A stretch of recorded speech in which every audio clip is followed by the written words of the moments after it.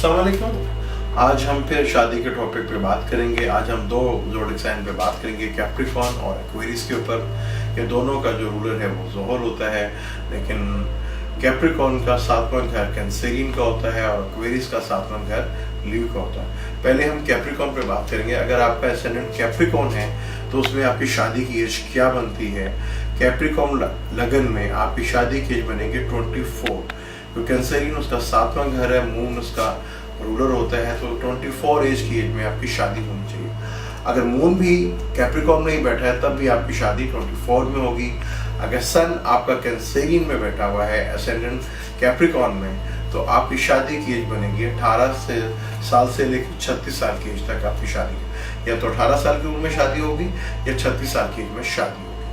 अब हम बुर्ज एक्वेरियस पे बात करते हैं। अगर बुर्ज एक्वेरियस में मून और एसेंडेंट एक्वेरियस कहीं है तो आपकी शादी की एज बनेगी 22, क्योंकि सातवां घर ल्यू का बनेगा। ल्यू का जो शादी की एज है वो 22 है।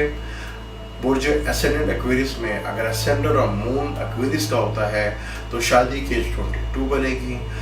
एसेंडेंट एक्वेरियस में अगर आपका सन पाइसिस का है तो आपकी शादी की एज 18 साल की एज में शादी होनी चाहिए।